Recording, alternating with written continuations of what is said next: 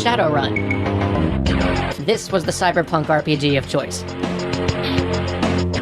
It's got hacking, gunplay, magical cats. Just make sure you get the SNES version, because the Genesis version's a totally different game. Not a bad game, mind you, but the SNES Shadowrun is an unsung cyberpunk classic. Brian's going to argue. You're going to argue. Oh, there's some big words in that there. Very big words. Statement.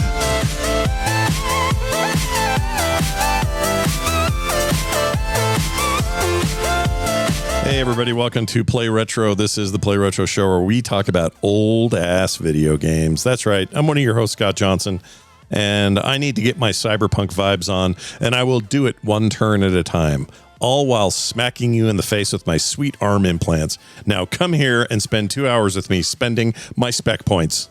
Spec points.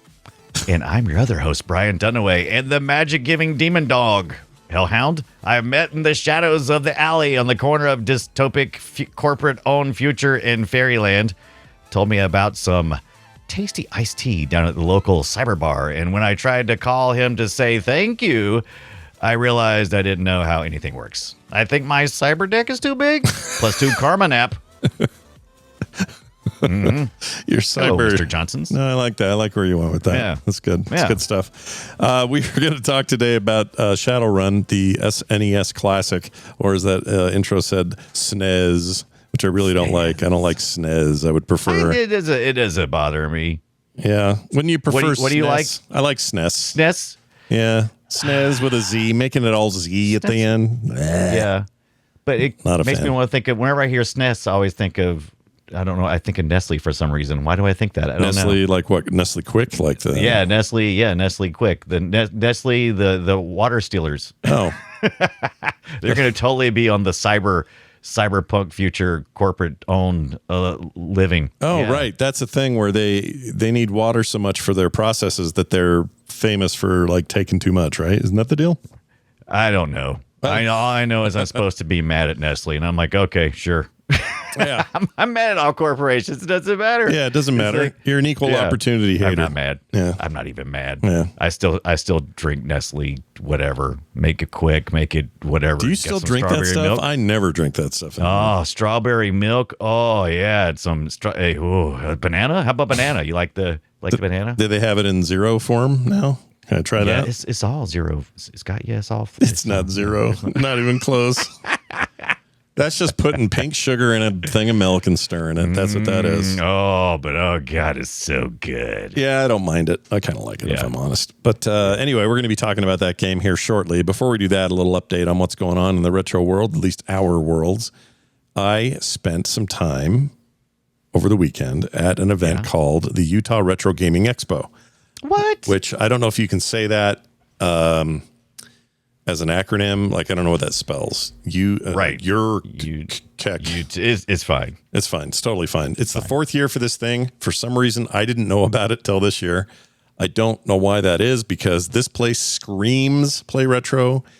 We should have been there together. Maybe one day we will. It reminds me of how you describe your Southeast Exchange thing. Yeah. Lots of swap meaty style stuff where people are selling and swapping. And I got, here's an old Genesis it's got boogers in it, but it's pretty good otherwise, whatever. It's in a bag. What do you want? Yeah. Come on. But I want to give a shout out to listener Tyler P. I won't use his full name because I don't want to out the guy. Yeah. But ran into him on the outside of the place, and he was like, "Hey, Scott Johnson, I love Play Retro," and he was like, he's a big fan of the show, so I wanted to give him a shout out. So was Tyler? Did he just see you there? Was like, hey, I see you there, Scott. Or just ran into him. Ran into him in the parking lot. Yeah, it's pretty cool. That's awesome. And then we had there were some other podcasters there that I totally missed. Their booth was empty when I was in there. They reached out later and said, "Hey, we hear you were with the thing. I'm sorry we didn't see you." And then there was a guy and his son and maybe a whole family of people that also are fans of the show, and they were there and we didn't see him. Dude, we got to plan next year then, right? We got to get on these things. And this is in a town called Layton, which is like 45 minutes north of me. Right. And I didn't expect any of this. Kevin KT Data in the chat has been before. He knew all about it. Of course he does, because he's a freak. Yep. I had to go to KT myself. But I think I'm gonna do something next year with him. I don't know what, but it was neat. Had a really good time. So had fun. Didn't buy anything. I was trying to find a couple of things. Didn't see him. Ended up spending some money on some art and some stickers from some artists that were there. I was going to tell you, I knew you'd like this because you're just, I know you, but Sergeant Slaughter was there. Sergeant Slaughter, get out of here. That's awesome. He looked 1,000, but he was there. He's Sergeant Slaughter. Of course he looks 1,000. He's all those slaughtering, man. He's, He was pretty active. So he was like taking pictures and jumping up and hugging people. And, he had plenty of energy. Yeah. That's awesome. Yeah, that was cool. The guy who, we've talked about this dude before and his name escapes me right now, but the guy who made Leisure Suit Larry and a bunch of old Sierra stuff, forgot his name. Yeah. He was sitting there looking all sad by himself. So that was there. That's interesting because I remember it doesn't happen all the time. Like sometimes maybe their audience isn't at the particular location or just their people are not there necessarily for whatever reason. Yeah. I remember the same thing happened when I went to Dragon Con one year, and I forget, it was a comic book artist who did Donald Duck from the older stuff, and nobody was there, but I was like, oh my God, dude, I'm like, this is amazing stuff. Yeah. And but everybody else was there for mostly fantasy stuff and that kind of thing. So I just don't think it was, it wasn't a comment on how cool he was. It was just a comment on, the environment. I also saw Bud Bundy. Is that right? Bud Bundy, the Married with Children? What's his real name? Was that his name? I don't know the real guy's name. Oh my gosh, why am I blanking on it? He didn't have many people at his table either, but man, when I saw him, I was so excited. And the people who were around him just loved him. Really?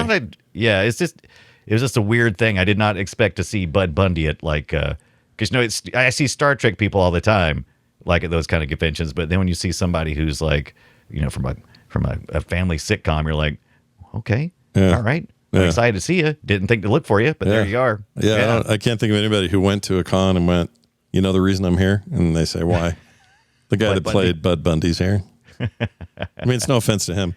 No. Here's whoops, let's get rid of that. I'm going to play a little video for you. This doesn't have much in the way of sound, so I don't need to worry about that. But basically, this is kind of what the whole place was like. Just like miles and miles of old cartridges and old consoles and, some cartridges in the original boxes, like that Super Mario Brothers right there, $88 for that one. Yeah. These were all, I don't know if they were sealed, but these were, in good shape. But then you'd have there's, I think, Pac-Man, the Tengen one, $15. Right. They had everything, just everything you can think of. Look at all the Genesis stuff, Game Gear stuff, the Dreamcast up the wazoo, tons of controllers, third party, first party. It's just, everything you expect at a place like that. It was super fun. We had a great time. And I would go again. And it was a nice little surprise date for my wife. I didn't even know about it. She just took me there, and there we were. It was fun. That is amazing. She knows you. And I don't usually buy very much when I go to those things. And the reason why is just because most of it, they're priced like they are on eBay. I'm like, I can just wait until I get home.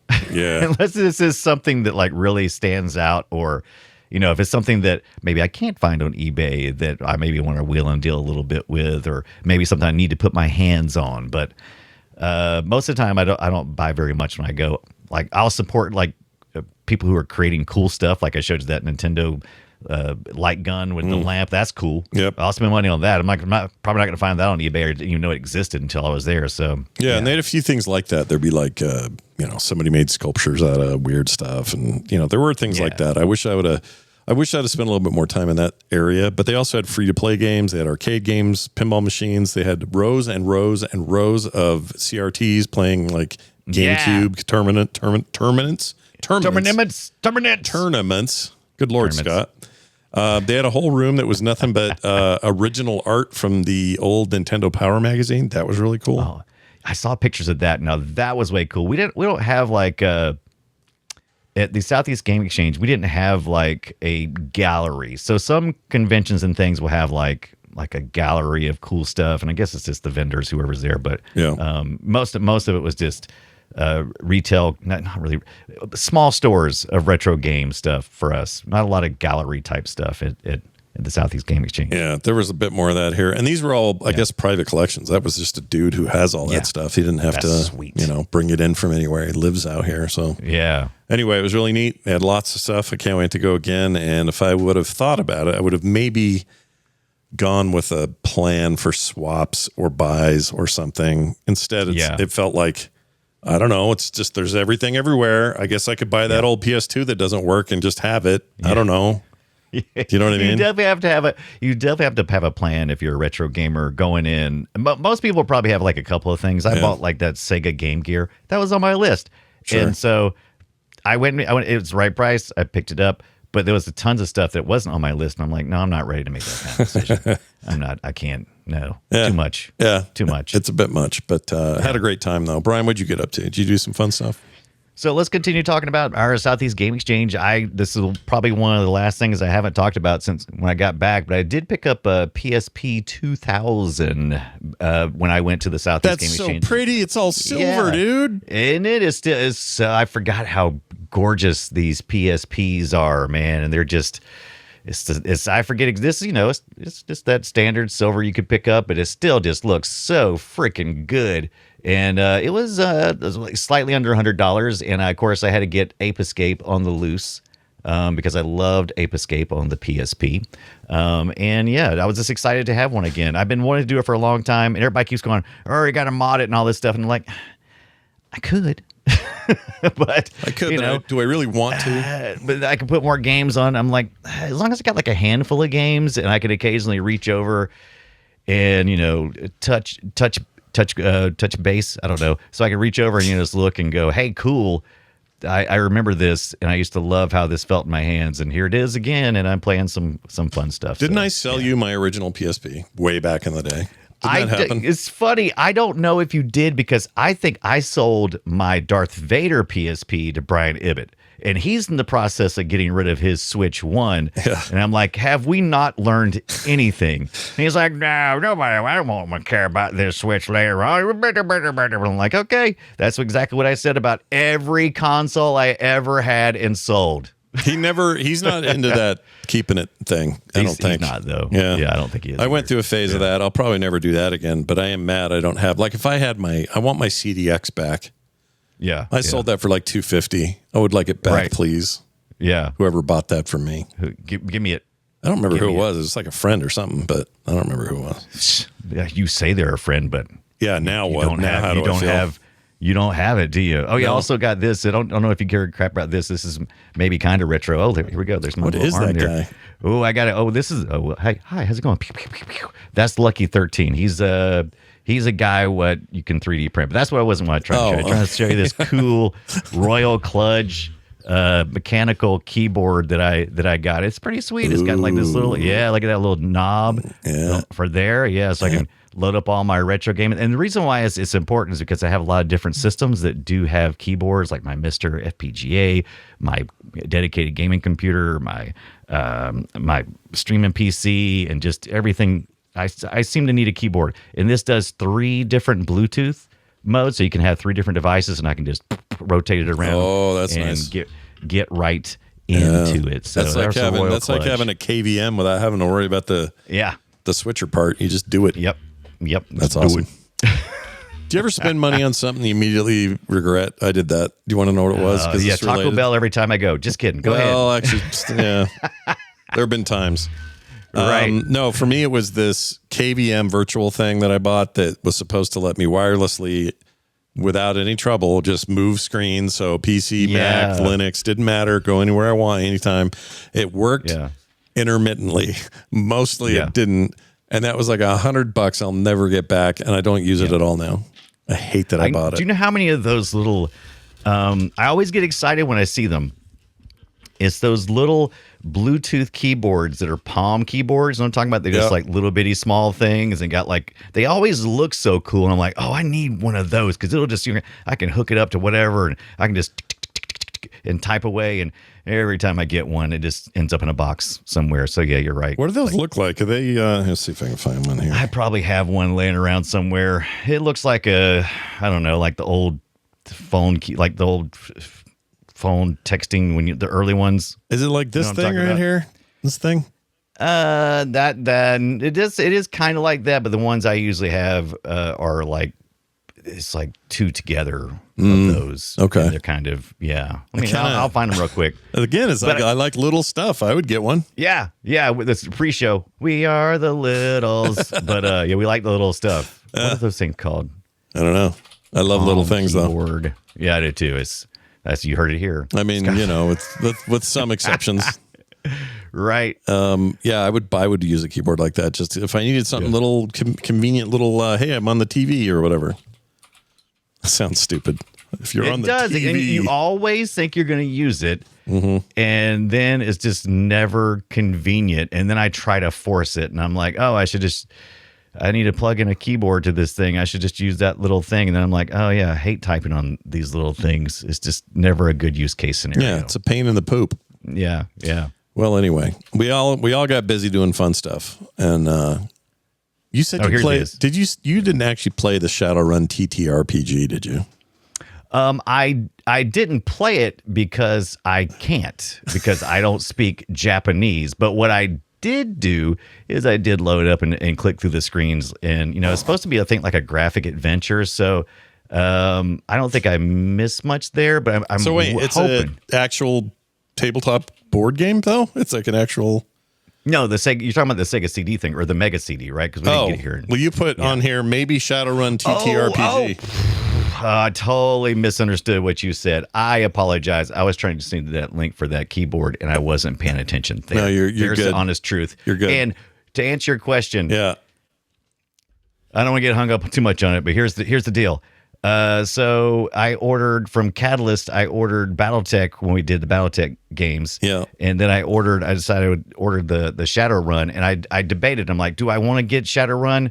I'm like, yeah, but you know what? I'm not going to get it off Amazon. I'm not going to give Jeff Bezos any more of my money. And so, yeah, I'm very anti-corporation this week after playing Shadowrun. You notice that, right? Yeah. Already, it's like I've been scarred by this game. I'm like, corporations, screw those guys, dystopic future. There's a lot of corpo bullshit in the world of Shadowrun, man. I get it. But so yeah, this game really affected me this week. So anyway, I ordered it from Catalyst, which is direct, which was great because it allowed me to download the PDF immediately, which you don't get on the Amazon version. It's about the same price either way. But the thing I'm just so frustrated. Yeah. I understand the need for smaller companies to use places like Shop. You know what I'm talking about? That little app. I hate that that's thing. Owned by so Shopify, much. right? The Shopify app? Yeah, Shopify. So. Yeah, it is. I hate it. I hate it so either. much. I understand you're a smaller company and you're trying to, get your distribution, and Shop comes along to say, yeah, we're going to help. Yeah, we're going to, offset some of those costs. What it really costs is I'm the product when it comes to the reason why these companies are getting an offset on, from Shop is because Shop uses me as their product by trying to steal every bit of my information. And I don't say steal. They try to trick you into giving every bit of your information. Oh, yeah. And then what's the worst part about that is I'm kind of fine with that. The service is just butthole. This just sucks. It absolutely sucks. So I ordered it, and it says, yeah, it'll be here Saturday. This past Saturday, right? Yeah. From Shop. This is what Shop told me. Yeah, it's going to be here Saturday. I'm like, cool.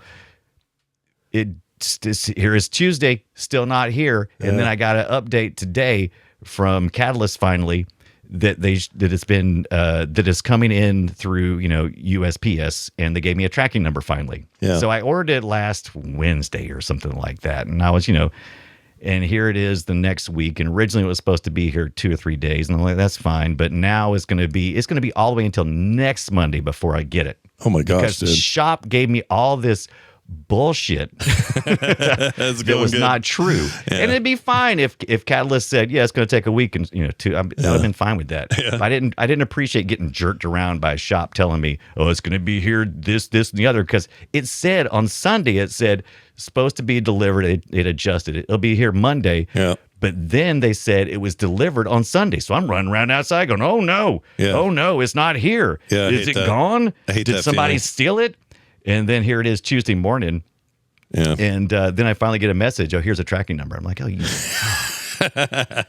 I hate you so much. Yeah, dude, they use them. They get used a lot for Temu deliveries and TikTok Shop stuff comes through shop.com a lot. I get it. Yeah. You're a small company. You can't afford to compete with the Amazons of the world who have that's what they're trying to do. Network. They're trying to compete there, right? That's their idea, is become an alternative.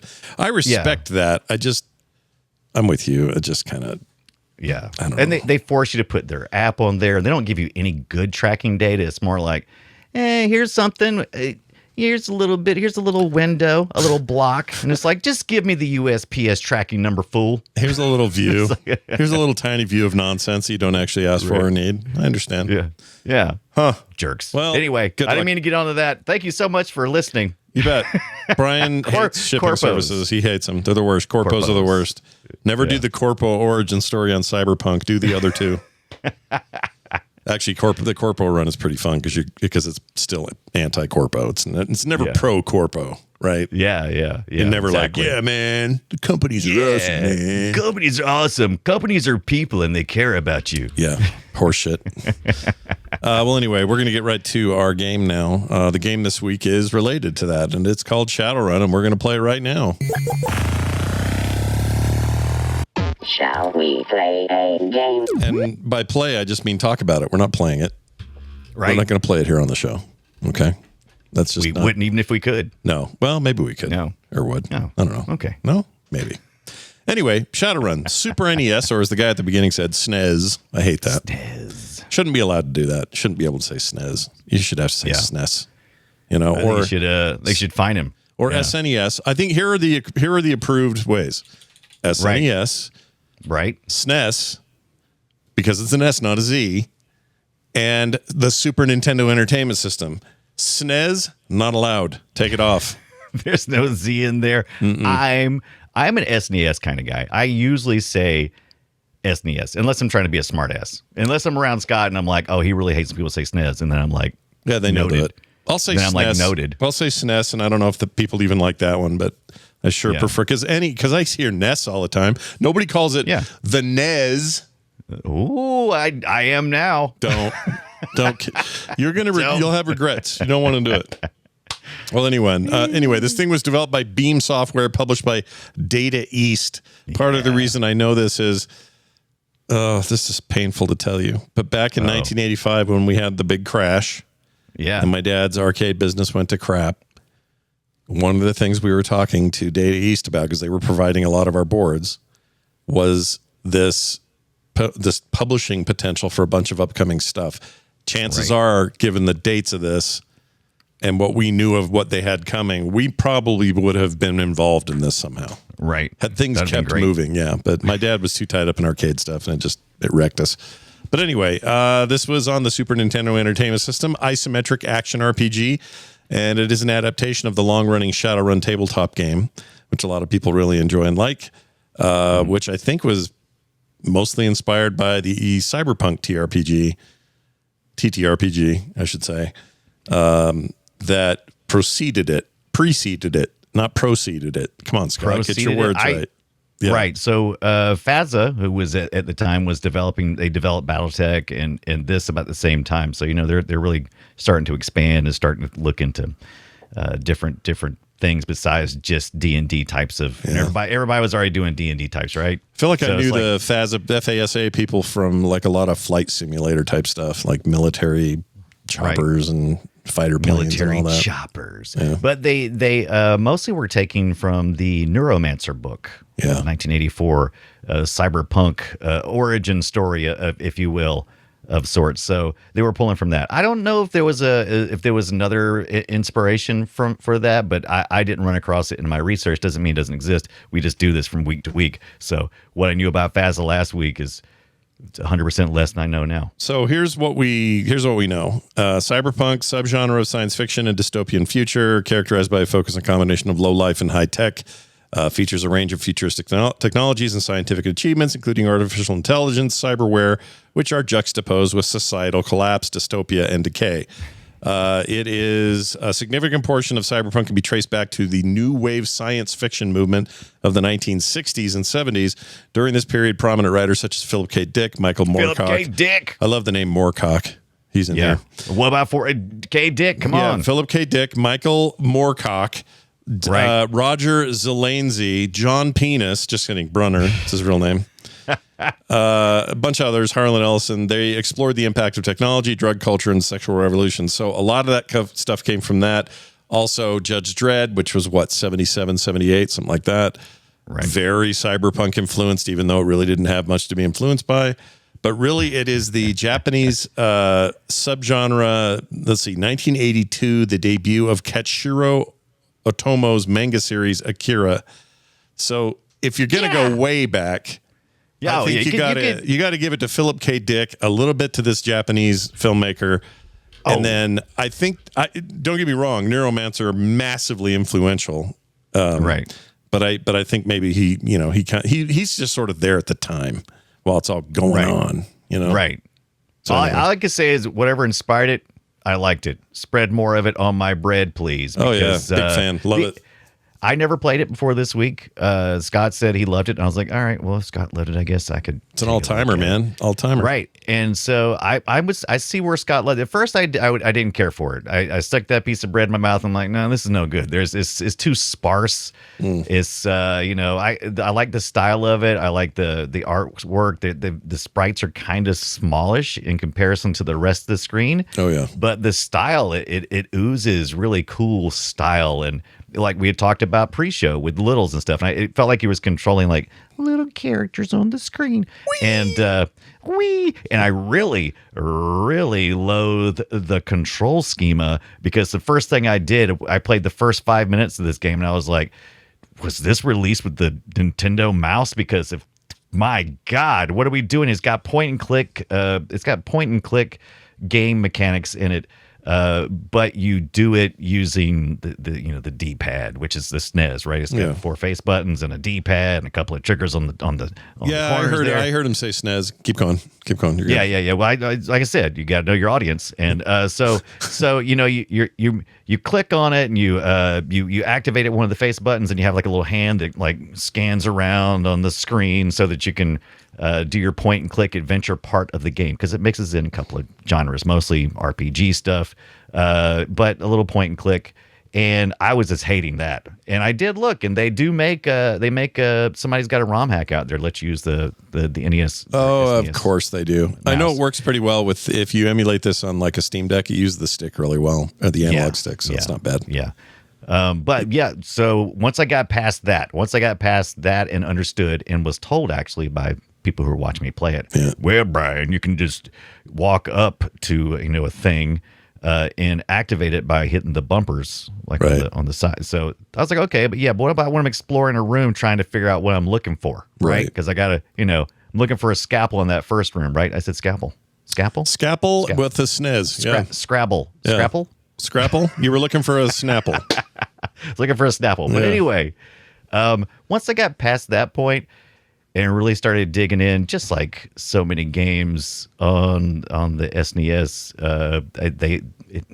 they just always pushed that. Make it fun, and I eventually found the fun. You found it eventually. We're gonna have real differing opinions on this one versus the Genesis version, which are not even close to being the same games. Two companies. Yeah, two companies, totally different companies. 2 different takes, 2 different everything. Like in some ways, there's an ambition with the Genesis game that the SNES game does not have. Right. But I still don't know if that makes it better for me. I have such fond feelings for the SNES game that it's hard for me to see the Genesis game as anything other than a weird offshoot experiment that didn't exactly work. But it has its fans. People love that one. Well, if you look at it, it adheres more closely to the tabletop RPG. So if you were kind of a Shadowrun purist, you probably would find it better. But I definitely, the SNES version was much more popular. So if you're talking about just nostalgia and as time has passed by, the game mechanics work better in the SNES version. It's held up better. It's kind of it's a cult classic essentially. Despite the control scheme issues, yes, I would agree with that. It's got a lot of interesting. It's got this concept of. It's not verbs, but it's what is it called?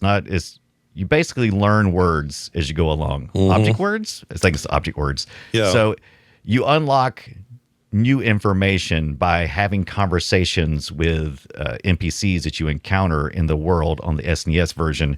And then that opens up dialogue trees that you can have with other people. So sometimes you got to do some backtracking. Lots of times you got to do some backtracking.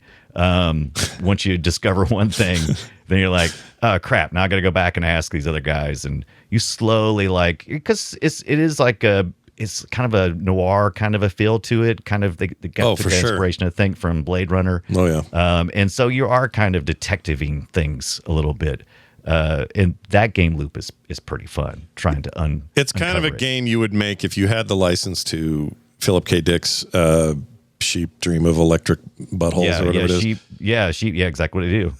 Do androids dream of electric sheep? That's what it is.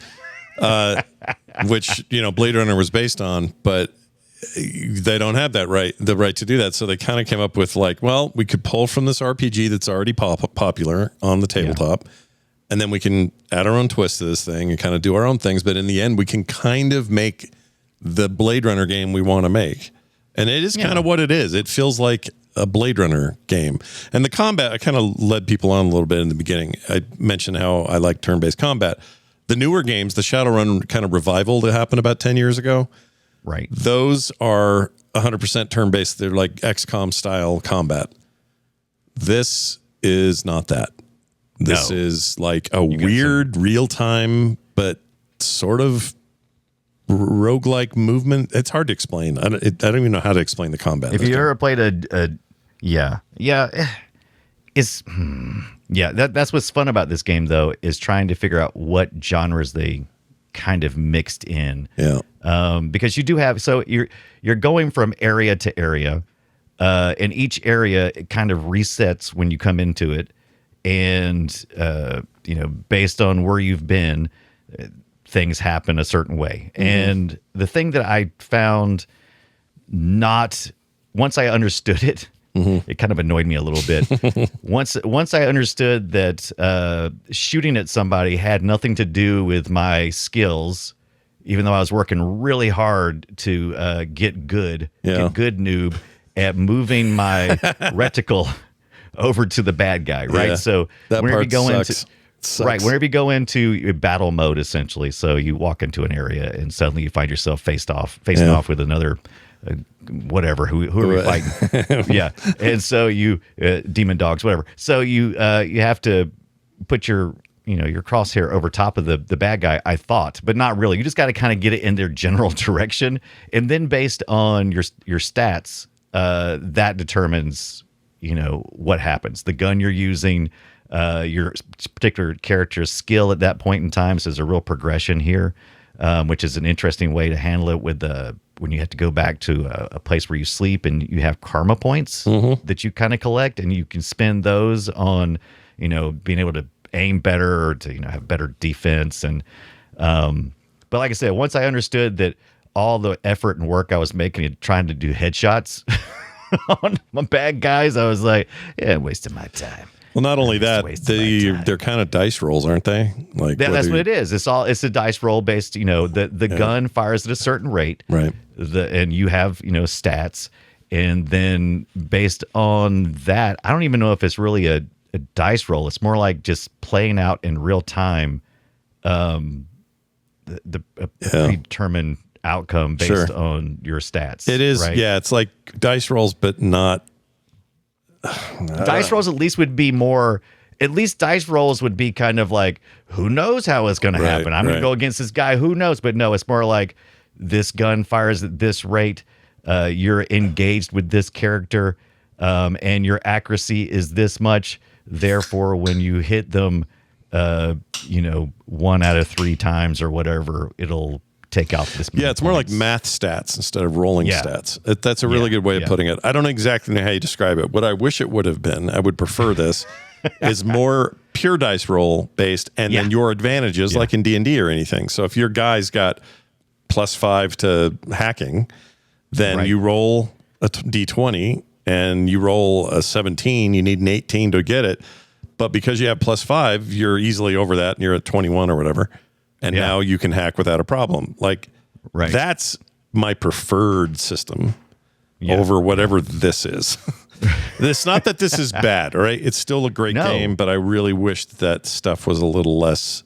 It feels arbitrary is the problem. Yeah, it's pretty well balanced, and the fact that it fooled me for so long before I actually realized that what I was doing was for naught. Yeah. Then I was like, oh, okay. Yeah. But I love the exploration. I'm okay with backtracking, especially if it's like, okay, I gotta figure out where I need to go next so that I can talk to somebody, and it's kind of well structured in that way for the most part, but it does give you the option to also just kind of really mess up. So it's kind of hard to. It's really hard to start. When I first started, I was like, I don't know. I even read the instructions and went over a bunch of how things function, but actually how to progress in the game was not obvious. And so the first guy you run into, I'll give you a little tip. This is the very beginning.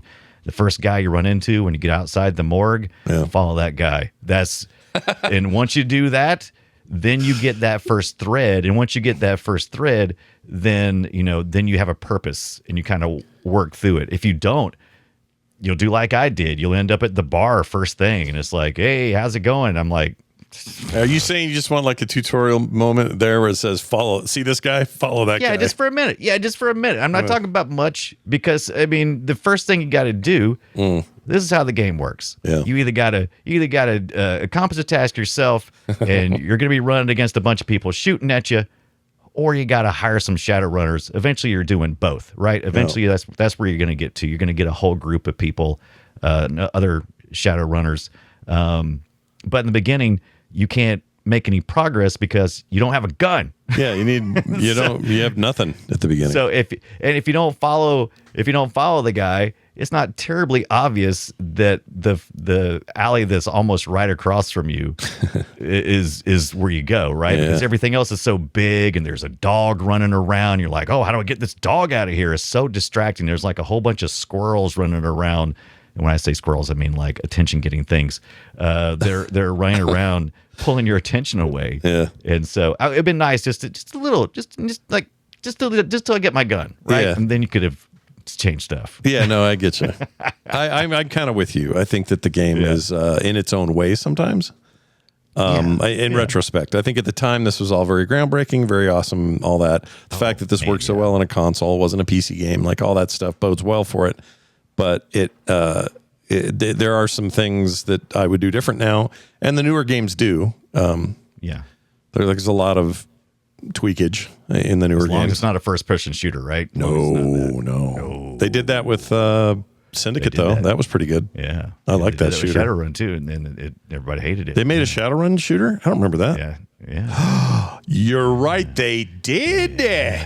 I forgot all about that.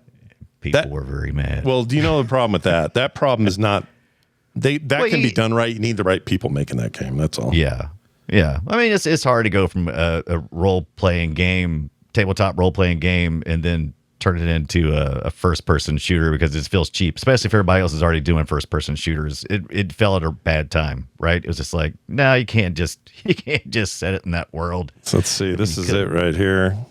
Yeah. So this is a playable thing still. You can play Shadowrun the shooter. I never played I'm this. sure this is somebody's favorite game, but for me, I like the SNES version of I like the flavor of what they've got going on. It's good. Really wholly unique. Yeah, it's good. It holds up. It's a classic for a reason. People love it. And it also just hit 25 years. 25 years. Yeah. Which is cool. Now, if you jumped ahead a little bit though and went to 1994, One Earth Year, okay, you could play the Genesis version, which is not One Earth Year, but 4 cyber years, I believe. Okay, is that how it went? Yeah, because we're first of all we drop into Seattle. If you didn't know the backstory, Seattle 2050, corporations rule the world.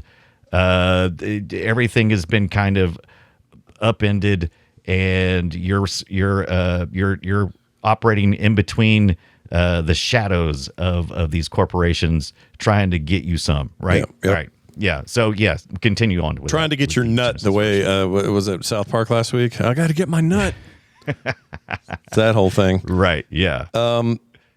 Yeah, it's this is very different. It's a different perspective. The other one is isometric 3/4 view. This is top down almost. It's sort of isometric, but I don't know how to explain it. The stage is top down. The character has a little slant, so it's not just a couple of shoulders and a head bobbing. Yeah, which nobody likes that. Nobody likes that. No, it's fine, and I actually kind of think the look is gritty and cool. Yeah, but you have a smaller point of view. You don't get to see as much of where you're at as you do in the SNES game. But it kind of doesn't matter because, like we keep saying, this is a totally different game. It's not even like story-wise, it's not the same. It's just a different ass game, and I don't know that that's a problem. It's just not the one people think of when you talk classic, you know. And during this time, I was definitely of the give me bigger sprites. Yeah. And, we've talked about the Sega Genesis being really good at delivering large, cool sprites, and they do here.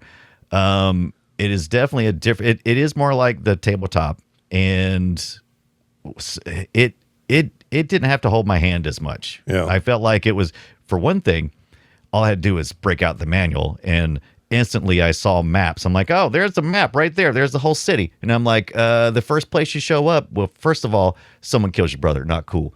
And you got to go down there and you got to like recover his stuff. And that's how you get involved in all of this situation, trying to figure out who killed your brother and trying to make some money, and just trying to make a living. But I saw the map and I'm like, oh, so I just got to go here. And everything is a fetch quest when you first start. Yeah. It's just go here, just to build up a little experience and build up some new yen. We haven't talked about that. That's the currency. Yeah, new yen. Yeah. New yen is the same in Shadowrun, the SNES version, as well as the Genesis. They both stuck with that. The tabletop game called it that, I think. Yeah, the tabletop called it. That was just lore. That's what it is. Yep. Currency of the Shadowrunners. Future currency is fun to play with. I always like what you end up doing with that. Like in Firefly was some version of Chinese currency. I can't remember what they did. Yeah. But I like it. I'm a fan of that. I'm not going to complain. It's fine. Right. And so KT did a new yen or new yen. In yen, like the yen. It's like yen, but new. Yeah. It's very very corpo, very futuristic bullshit. It's perfect. It's perfect. Yeah. And so you get in this one, and it's easy to get little fetch quest. You keep going back to your Mr. Johnsons. That's what they call them, which I thought was fantastic. That's the general terminology for the quest givers. If you're really in the world, though, I guess they're the ones. My grandpa's name was Mr. Johnson, for sure. My grandpa's name was Mr. Johnson. That's right. So I really like that. And the thing that I like the most about this one, the SNES version is kind of grindy at times, and I like that. It was a good grind. That's not a complaint. But this one, even the Matrix, we haven't even talked about the Matrix yet. Oh yeah. So part of the point of this is your Shadowrunners have different skills. Some of them are magic users. Some of them have the ability to operate with electronics. Yeah, the magic stuff's more like psych stuff. Like your implants give you the ability to control someone else, or it's like a. Well, it's more than that. I mean, the whole Shadowrun universe is going through what they call as the awakening. So I think it's supposed to be attached to the Mayan calendar. I'm not 100% sure on this, but like around 2012, there was the awakening. Correct me if I'm wrong, Shadowrun fans. And magic starts appearing in the world. People start becoming, orcs and dwarves and some are magic wielders and so forth. So we're mixing up our genres. There's a bit of this in Foundation, for example. It's like far flung. Dune has this, for that matter, but it's like far flung future. Humans evolve kinetic abilities, and it's kind of that. That's the idea, right? Yeah. So in addition to doing your runs in the real world, you also have to pop into the Matrix. You got to jack in. That's the jack in. That's jack into the Matrix. Exactly. You don't want to get off from that. You don't want to call that jacking, but you just want to get in and you want to play the Matrix thing. So there's like a little mini game, essentially what it is in the SNES version. Oh yeah. And it looks it's like top down. It almost looks like a game of Minesweeper. There, I said it. So you got to get in there and operate and pick the right boxes, but I digress. On the Genesis version is way cooler. Check it out. All right. I'll show you one. So Yeah. everyone look at this guy. Look at this. So He's like so a you're Silver Pepsi Man. Surfer. You're Pepsi Man. Yeah. I herald his beginning. It's just like ridiculous. Right. Look at him. I love it. So it switches to first person, and that's pretty impressive for a Sega Genesis, right? Sort of. I mean, he's not really first person. It's just like, I mean, it is, but it's not like, scalable geometry or anything. It's just shit. It looks so bad. But it does, but it also is kind of cool. Oh, I love it, dude. Don't get me wrong. I don't want this game without it. I don't want this game without it. And having played the Genesis version for the first time this week, playing a bit of it, this is my favorite bit. This stuff right here, because this is so Lawnmower Man. It's like we were in the mood for this dumb. Oh, I was down. Yeah, because that's what I want. Because it's cyberpunk. It's supposed to be a little, it's supposed to be trippy. Yes, that's where this all started, right? And drugged up hippies who, were thinking deep thoughts about what corporate man and getting in my brain, man. And so you're jacking in, and I like this part, the Matrix part, way better than the SNES version. Not that it wasn't like a mini game for me on that one. It's fine, dude. The SNES one was just a pedestrian way of hacking. This was like, it's fine. What, dude? No way, man. I'm jacked into the Matrix, man. Yeah. I'm really messed up. Yeah, it's a choice. Let's put it that way. Right. I'm not going to say it's amazing or anything, but I will say it is a choice they went with. It is unique that they went with it, and that and if you asked me today, hey Scott, if you could go back, would you change this about the Genesis game? My answer would be an emphatic no. This is why I think you play both. I think you play both of them because both of them, they both shine, and they both give you a little bit different perspective on how you could Shadowrun. And I had fun doing both. I really call this a tie, to be honest with you. I mean, I think they both have something to bring to the table. Well, I agree. I think this is a hell of a thing. Oh, look, he's fighting the Borg. Basically, they said, hey, what would it be like if you fought a bunch of little chips? Yeah. Do you know what I mean? Like, hey, the chips are down. Let's shoot them with this thing. For some reason, I'm getting my own voice twice. Why? Okay, I'll fix it later. I love this aesthetic. It's dumb. Did we say this? So this is from BlueSky. So the first one was the social network BlueSky. Interesting. Yeah. BlueSky, exactly. So we had Beam Software on the SNES version that you may remember them from Choplifter 2 and Choplifter 3. Oh my gosh! I completely forgot about that.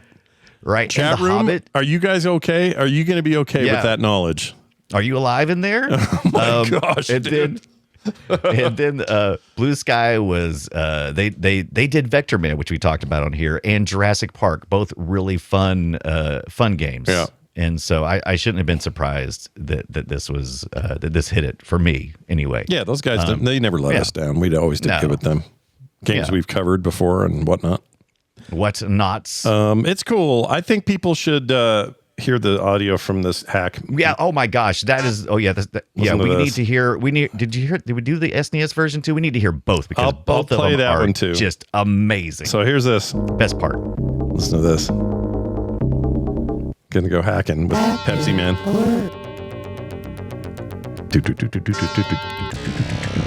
Oh, that is the most Genesis ass sound you've ever heard in your life. Yeah. Here's some more.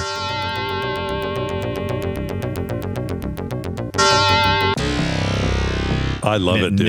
It never stops. It is just constantly going, and I'm in 100%. Yeah, it's good stuff. Now, audio from the SNES game. Let's play a little bit of that here. Music's great. Yeah. There, that's the one. There's the part. Look at these two. Gosh, so much. I'm bringing this guy in to hang out. Here he is. So Scott is got our Jake Armitage, who you're playing in the SNES version. That's your character. He's kind of a Jason Bourne, right? He gets the opening. This is one of the first time I've ever seen a cutscene in an SNES game too. You open up the game with some Shadowrunners chasing this guy, and they blast him, right? Mm-hmm. And then he's on the ground dying, and this fox-looking creature comes out and morphs into a human of some sort, and is cast a spell of some sort. But then you start the game in the morgue, and but the music just ties it all together, and the mood. And I love the fact that Scott's got this guy's face on his face now. He's doing a face-off with Jake Armitage, and I like the little small artwork they have for all the characters. The face stuff. There's a whole grid. I had them earlier. Let me see if I can find it. Shadow. Man, we haven't even talked much about how the game. It's typical RPG stuff when you start getting to the menus of pulling up stuff for these guys. Yeah. Got your items and you got your weapons, and you can kind of dig through the items, and some of the items you can equip. Like he's got some sunglasses he can equip, and that comes in a fun way. It also changes your look. It actually don't. It does. They it don't changes it in the graphic. Yeah, I love that. That's a hard thing to do in that era when it came to any RPGs, is to represent changes in character, or I got some new gear. How do I look now? This was a small taste of that, but it was appreciated. I like that kind of stuff a lot. Right. Check this out, Brian. I got the whole grid of faces here. Check this out. Oh, that is awesome. So it's the NES, it's the SNES version. Yeah, SNES version of all of like the pause screen faces where you're doing dialogue with different people or whatever. I love this stuff so much, dude. It is really good. Pixel art extraordinaire. A little bit of a spoiler here. They do explore more in the SNES version, the storyline, which is pretty well written, all things considered, based on Never Deal with a Dragon novel. I think it was the novel it was based on. It was a Shadowrun novel, and so the story basically follows those beats. Here's the Genesis art for the faces. And I love both, but I got to say that the Genesis style is more my style. I kind of agree, dude. Look at these guys. It's just got Both such a crusty ass vibe. Yeah. And I'm just such a big fan of that. Yeah. It's so cool. I want trading cards in this style. I would too, Kevin in our chat says. That would be amazing. Are you kidding me? I believe Fazza did do some trading cards for Shadowrun, but I don't know if they ever did anything crossing over with the video games. But I agree, that should be a thing. Did you get this far in the game, by the way, right here? I did not get to the dragons, so that's the in-game stuff. Yeah. The SNES version, I'm not sure how long the Genesis version, but the SNES version was. I could tell I was going to be in for a while. I was like, I don't know. I didn't look how long to beat, but if I had to guess, what, like 10, 12 hours? Probably. I think it probably felt like 60 back in the day, but I think you probably and the way beat I it in play, 5. Yeah. And anytime you see how long to beat hours, you can go ahead and add about 25, 30% more for me, because I'm a looky loo. I look at everything. And that kind of disappointed me. You're a slow boater. Yeah. I get it. I'm a slow boater. I was kind of actually disappointed that after I played, because of some areas that I wanted to access, because a lot of things are locked off from you in the SNES version until you've unlocked them. And I was disappointed to find out that some things are just locked always, no matter what. You just can't unlock them. I'm like, oh, so I can't get through that broken elevator? Then why'd you even tell me there's a broken elevator there? Yeah. Oh, I know why. Because you wanted me to freaking run around in circles, you jerks. Yeah, no, they know how to get you, dude. This is my favorite art, by the way, for the game, is this dragon fighting what just looks like a street dude. Street dude throwing up some kind of, what was the name of that game where you could wield psionic energies this couple years ago? I don't know. Name. It's the electrically one. Oh, you're talking about electrically charged. PS4's last game. It was called something simple. It's the guys who make Spartacus. It's not Spartacus. Anyway, it looks like that, because he's got like a little power coming out of his fingers, and Invincible? No. Something like that, though. Yeah, it's inconceivable. Shit. Yeah, so I can't look away because I'm looking at this cool It's dragon. the guys who did the Ghost of Tsushima game and the new one coming out are the same guys. Sucker Punch made it. Help me, chat. Right. Help Come me. on, chat.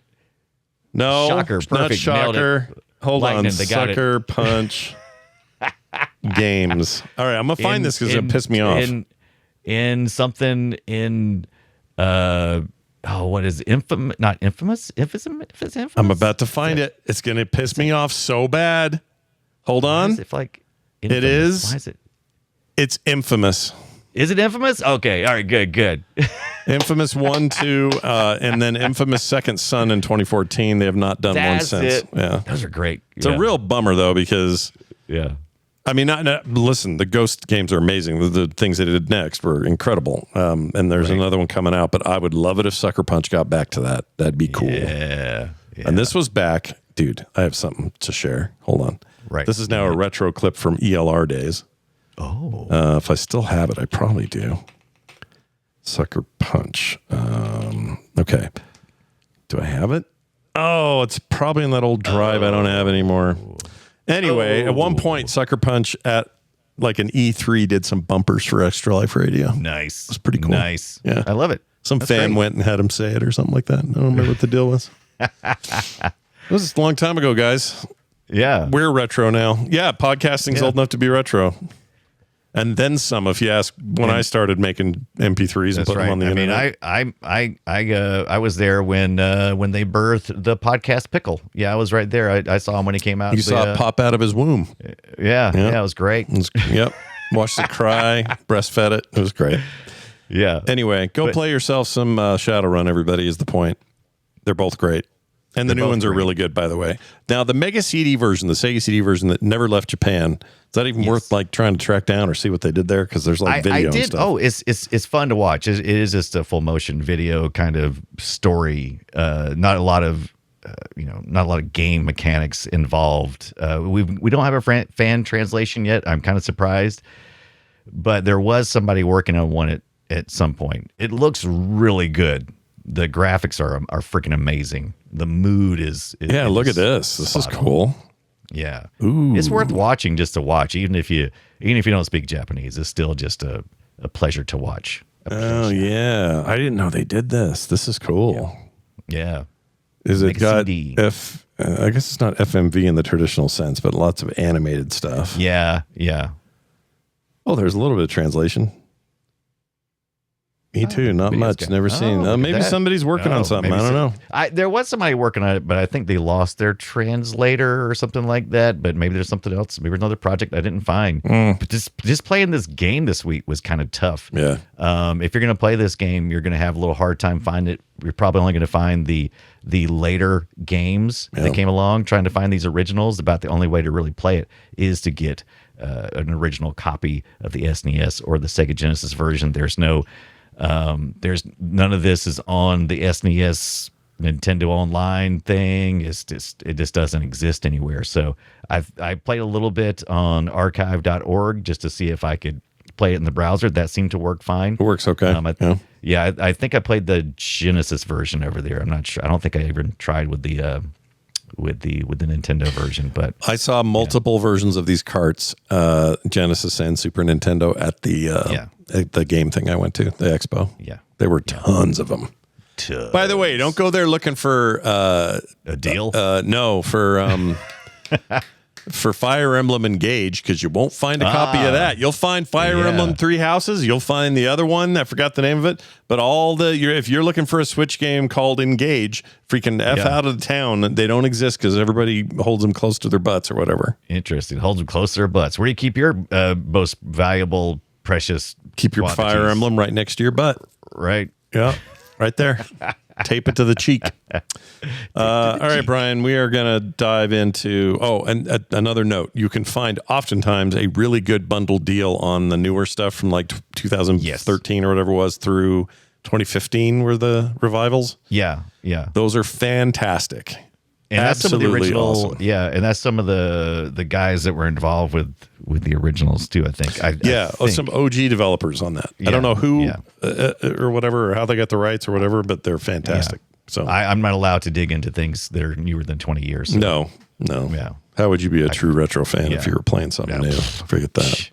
New video I games. got cred. I got to get my cred, baby. Oh, speaking of which, when you don't have New Yen, by the way, you have to get a cred stick. Yep, cred sticks. And that wasn't obvious either. Love them. Thanks. Love cred sticks. Well, because you got to keep your creds on a stick. Yeah, I got to keep it on a stick, baby. Creds on a stick. It's like hot dog on a stick. How you going to eat a stick It's with like, a thing? Can I spend this cash, this cash money I picked up off this guy? Nope. Nope. Sean in the chat says some of those the newer games are on Steam. They're all on Steam. Every one of them. Yeah, I think good old games too. Yeah, Yep. they're great. Yeah. All right, let's get to the game we made up. It's called Guess Our Game. Destroy it.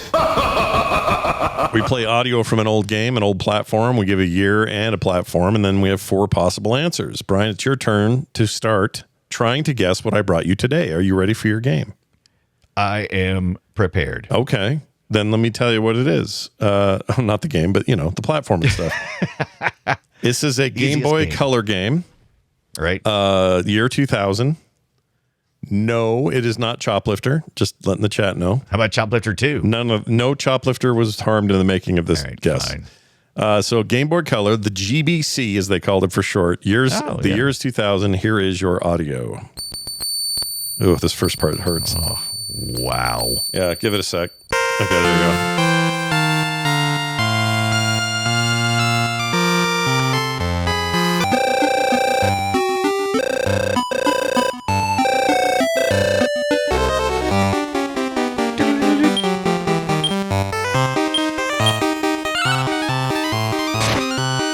All right, some of that may give it away because it's very iconic sounding, but let's see how you'll do. You ready for this?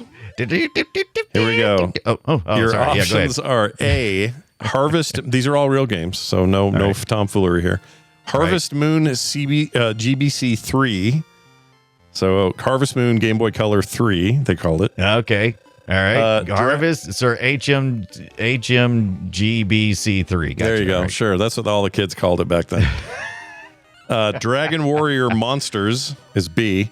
C is Right. Survival Kids. Survival Kids. And D is Shantae. Shantae. These are all real. These are all. I'm sure they're all Yeah. wonderful. I know These- one of them is because I played it, but yeah. are real games. Yeah. What do you think? All right. Let's see. I don't know what the crap Shantae is. Actually, I do know. I think I know what Shantae is. Isn't that one with the girl on the cover? I'm not going to tell you. Oh, Maybe that it the is. answer then? Maybe it isn't. I don't know. You'll have to decide. What does that have to do with anything? If I just want to know what the Shantae cover looked like. All right. So, Because I told you before, I've only played one of these. So if I give you hints about stuff I don't know about, then you'll know it's not that. All right. See? all right. Okay. So I don't think you know what the hell Shantae is. That's what I think. So, I have a feeling you So might be is it- right. Yeah. if it's Harvest Moon, Dragon Warrior Monsters, or Survival Kids, I'm going to go. I don't think it's Harvest Moon. So I'm going to have to go with, but it sounds familiar. I've never played Survival Kids. Is it Dragon Warrior Monsters? It just says it, Dragon Warrior. It feels like a Dragon Warrior game, but I could be wrong. All right. Dragon Warrior Monsters. I'm going to go with B. All right. Let's Is find it out if B? that's correct. Is it B? That is correct. Yeah. Nicely done. I love Dragon Warrior Yeah, Monsters. Dragon Warrior is awesome. I'm trying to remember if I played Monsters or not. Did I play Monsters is weird specifically? offshoot Game Boy only thing. It may have been different in Japan, but I think it was a Game Boy only thing, and it was this kind of grindy, but in all the right ways for me. Right. Just like kill stuff, collect stuff, kill more Yeah. stuff, collect more stuff. I don't know. It was just Yep. like a great incremental growth game. I really enjoyed it. That is Shantae. I knew it. It's that purple haired lady. I remember playing this not too long ago. I don't know what this is. Shantae. I just knew it was the same name. Shantae game. Now I have to know Yeah. what you're talking about. Let's see. Yeah. Oh, I have a memory Yeah. of this also. Yeah, me too. Yeah. I was like, Okay. wait, I remember this. This was some kind of.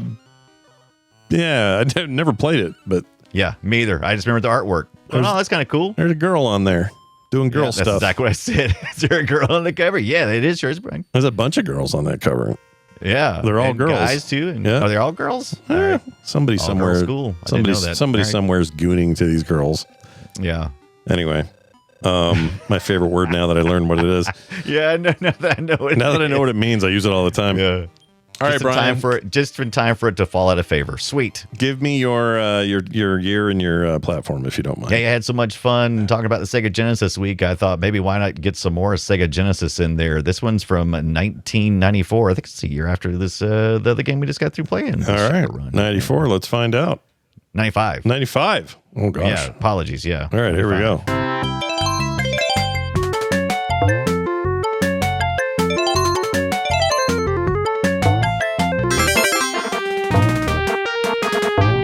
Ooh, that's really familiar to me. All right, give me my options. We'll see where I go here. Your options are A, Rystar, B, Izzy's Quest for the Olympic Rings, C, The Ooze, or D, Vector Man, who also made that other game that we just talked about. Right, BlueSky made it, right? Yeah. Well, I'm taking that one out. No D. It's not Vector Man. Don't give me the D. That is not the cool, edgy Vector Man music.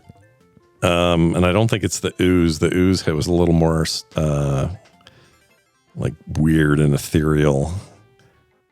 It's jaunty enough to be Rystar or Rystar, however you say it. Rystar. Rystar. Or Izzy's Quest for the Olympic Rings. I've never played that, but this just has a vibe like that. I'm going to go with B. Is it the B? Is that your final answer? Yeah. Scott, say it B. The answer B. Ding, ding, ding. Yeah, it is. we both did Izzy's B's Quest for the today. Olympic Rings. Yes. What happened? Why did we do both B's today? That was weird. I don't know. We got to be cool, man. Yeah, you got to be cool or be in the school. Hey, check this out. Did you hear the beginning of this again? Because I just want to annoy everyone. Oh, that was terrible. God, I hate that. Oh, it's horrible, dude. Sorry. Oh, this is terrible. Apologies to you and your dogs. Okay. Ugh. All right. Do we Brian. even talk about the Hellhounds? All right. Anyway, sorry. What in the game Shadowrun? Yeah, and how they give you magic powers. They're pretty great. I love it. It makes sense, right? Yeah. No. If you're gonna have hellhounds, they should give you power. Yeah. No. Demon But I don't know dogs. why, but you should. Oh, by the way, the Genesis cover art for Shadowrun. We didn't talk about this. Oh, I love this. There's this person who's buying great. some kind of vending thing. You Yeah. got a chick who's wearing way too little clothes, but she got some of the magic. And then you got Mr. Shooter Shoots taking on somebody in a car. We This is didn't just my talk about favorite. the classes very much or anything. We could have really dug deep into this, but we didn't I have mean, time. you know, it's a big game to cover in 1 week. It's hard to do. All right, there's that. Let's welcome something to retro because it deserves it. Ludicrous kill. That's the wrong one, but that's what we're using. It was perfect. Totally fine. The game we're going to tell you about now is Sonic Gems Collection for the GameCube. Came out on 8/11 in Japan, 8/16 in North America.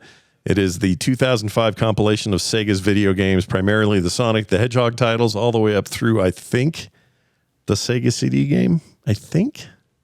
Was that the last one in there? I had this for a hot minute. It says to the Sega Saturn. So, So it must have anything been all on of the them. Genesis to the Sega Saturn. Yeah. Okay. I thought it ended with Sega CD, but I guess not. Anyway, at the time, I thought that was a treasure trove of amazingness. Now I'm kind of spent on Sonic side scrollers. Oh, no. Not that interested anymore. But No. at the time, yeah, it could have been done worse. I think it's about time for us to cover some more Sonic then. Yeah. All right. So it's like Scott's saying to me. I hear Scott wants to play more Sonic. Which Sonic games did we do? We've done something, right? We've done two, for sure. We did Sonic and Knuckles, right? Oh, that was 3. Well, But- third game, I should say. Yeah. Did we do the first 3? I don't know. Did we all lump it together because they're all kind of the same I game? think we might have lumped them together. Yeah, they're all kind of the same game. It's not Yeah, really like yeah. you're not going to have some really deep conversation about the differences between the 3 almost Says same you. side scrollers. I mean, I like me some Knuckles. I do not like Tails. Tails can eat a turd. What? How could you say that about that little poor old guy? Tails? Oh, he sucks. Tails, he's so cute. Hey, Sonic, what are we doing today? Hey, son. Stay home, Tails. I'm going to go do something by myself. I don't want you here. Did you watch the movies? No. Oh. I saw the first one. I liked it. I didn't see the second, and I guess he shows up in that. Because Tails, he started. I think he's in the second one. Yeah. Yeah, the first one, there's a teaser at the end where he lands, or you see a foot or the tail moving or something like that. And then, I guess. And then Scott was like, I'm out. Forget that. And the third one, or did the second one also have Knuckles? I can't remember. Somewhere. They're all blurred, just like the games are blurring together. Yeah. I can't remember. It's like, even if you, like, it'd be hard to review all three of those films. They're all the same movie. Yeah. Pretty much. Anyway, there's that. So congratulations and welcome, Sonic Gems Collection. You did it. You did it. We also got a bit of listener feedback here. Welcome to the treasure room. Boom. This is from Full Grown Man. All right. Full grown man. Harry. That's right. He used one of the myriad of ways to get a hold of us: text, voicemail, emails, whatever. Found it all at frogpants.com/playretro. And Full Grown Man says, I'm sure you get lots of tips on this, but Gilligan's Planet is available on DVD or Prime Video. Ooh. Interesting. Also, Which one? I think YouTube has them too. But Yeah, I think Archive, YouTube, but DVD is interesting to me for some reason. that's because you collect hardware things. That's why. Is that what I do? Yeah. Oh, yeah, that's right. That is me. That's Darn you. it. That's totally you. DVD. I wonder if I can find a deal on eBay. Just Watch says it's not on Prime, it says, but maybe that they don't know. Maybe. But you can buy it. You can buy it on Amazon, and you can buy it on Apple, and you can buy it on Google Play. So I refuse to buy it on Apple. Okay. Well, I would Just kidding. to me it's no different than buying it on the other two, see. But okay, watch Gilligan's Planet. Here we go. Complete animated series. Yeah, you have to, it's not streaming for part of the service. You have to buy them. So Right. Yeah. $2.99 an episode. Good. This is kind of. I know, and the DVDs are like $30 and to $30. Yeah. I mean, F that. I want to. I wouldn't even say I want to see them. I'd be interested in seeing them. Yeah. Oh yeah. That's more like a $14.95 kind of a complete seasons on 2 discs. Is that right? Yeah. That's all they made that's all they made. It was so bad. Yeah. Hold on. Is it on let's see, Gilligan's Planet? What? This is also Gilligan's Planet was also a Filmation thing. These are really? I could see that. Gilligan's Planet is full episodes are on YouTube, it says. Yeah. 33 different files. It could be splits. No, they're all 22 episodes or almost said inches. They're almost 22 minutes long is what I meant to say. Right. We can hear the intro here a little bit. Hold on. Let's see. Well. Now listen to this story that we will tell to you. The story of the Minnow. 5 passengers and crew. With Gilligan aboard the ship, the skipper by his side. An unexpected storm came up and tossed them with the tide. Okay. They found themselves a shipwrecked clan, lost on Gilligan's Isle. Gilligan and Skipper, the millionaire, his wife. The movie star professor and Mary Ann began a brand new life.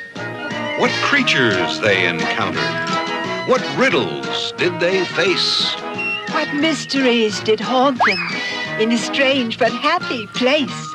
Okay. The new adventures of Gilligan, all on Gilligan's Island. Okay, but that's not the planet. And that's not really as catchy as the original. Not even close. It's not. It's like weird. Okay. So there was the New Adventures of Gilligan's Island, and then that rolled into Gilligan's Planet. Okay. And those are not streaming. Oh no, I guess they are. Right. Okay, the Planet ones are streaming. Series. Let's see if that. Oh, no, it's making me buy it. Shit. Never mind. You can't. That's really weird, dude. Oh, I love it. Do you know the original intro for Gilligan's Island written by John Williams? I did not know that. Did you know that? Interesting. No, I did not. I'm going to find it real quick here. Let's see. The never before seen. Good daddy from USA. Sail on the Mino this lovely day. That was the original version.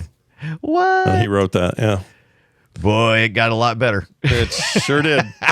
A whole lot better after that. And his career went a whole other way, and that's good too, I suppose. It surely did. That was not meant to, those two ships were not meant to crash into night. No, sir. But I can tell you something we are going to crash directly into, and that is the arcade. It's been a while. We need to go to the arcade next week. Get back to the arcade. We are next week going to be talking about the arcade game. Eventually it came to consoles. We'll talk about that too, but we're going to talk about Joe and Mac.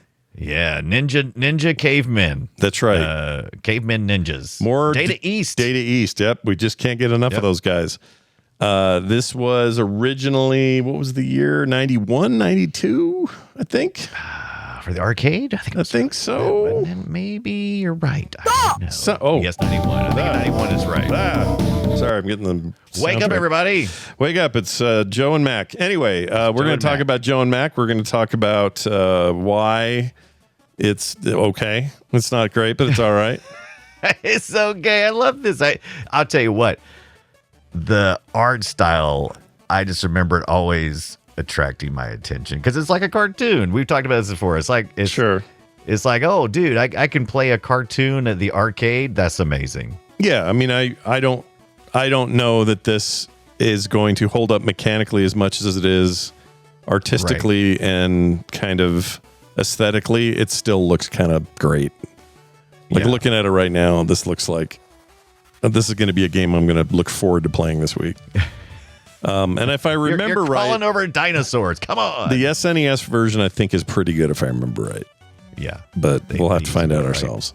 I usually am kind of anti a video game that says wham, bam, slap, whack. I don't like that normally. I'm not a fan of that. But this one, we're going to allow it in this courtroom. It'll be fun. And it is very much a cartoon. You got spinning wheels, bugging eyes, bugging out, damsels in distress. And how I got there was I started out looking to see if there was ever any good King of the Hill games. Apparently there were not. Nope. There was one by Flying Tiger who did a later version of Joe and Mac Returns. Yeah. And I have not read good things about the King of the Hill game. No, that Beavis and Butthead had a better run in the games than they did. Yeah, they did. But they're also, I mean, whatever. They're both having a good resurgence. So I would play a new King of the Hill game. That'd be fine. Yeah. Let's bring it on. But what are you gonna do in there? Are you gonna, Bobby can't find his friend, his Game Boy. So, it could be his Game Boy. So he's got to walk around Arlen, Texas, and find the game. Like, I guess you could make a game out of that, but come on. I mean, I love King of the Hill. I don't think that. What are you talking about? What are you talking about? Well, anyway, next week, that's what we're doing. All right. I'm looking forward to it. It's going to be awesome. That's Joe and Mac in the arcade. In the meantime, I want to thank a couple of brand new patrons, Brian, that we got in the last couple of days. Lee and Ken Barger, or Barger. I'm not sure which. Barger. Could be Barger. Could be Barger. They got a great pre-show today. Oh, yeah. The hell yeah, they did. They got an amazing pre-show. They get content every week like that. They also get cool host bonus stuff, like where we go and do like watch-alongs of Silverhawks and bullshit like that. Yeah. So that's pretty fun. Ooh, a Chorecore game set in that world, Dr. Calhoun. King of the Hill, Dr. Calhoun dropped some good suggestions. King of the Hill Chorecore yard mowing game. Yep, I'd do that. I'll tell you what. That yard looks real good. Right. Or you could that boy ain't much, but he's all I got. He's all I got. My favorite thing about the new season is a line where he uses an Uber-like service for the first time ever. Oh, yeah. And the guy goes, so 5 stars? Or it was bananas or something. He goes, 5 stars? And he goes, I'm going to give you 4. 4. So you've got something to work for. Yeah. So good. Anyway. That harkens back to that was pure. I rolled into the first season after I got through with that last one. Same. And I'm about halfway through the first season again because I cannot get enough of that freaking show. Hilarious. Anyway, more on that next week. Okay, everybody? Oh, I guess I was talking about Patreon. Anyway, sign up today. Patreon.com/PlayRetro. In the meantime, Play Retro is the place to go on our website, frogpants.com/PlayRetro. That's going to do it for us. For me and Brian, and for all of you, go play something retro. Brian, you want to say anything to these people before you go? That he may not be much, but he's all I got. He's all I got.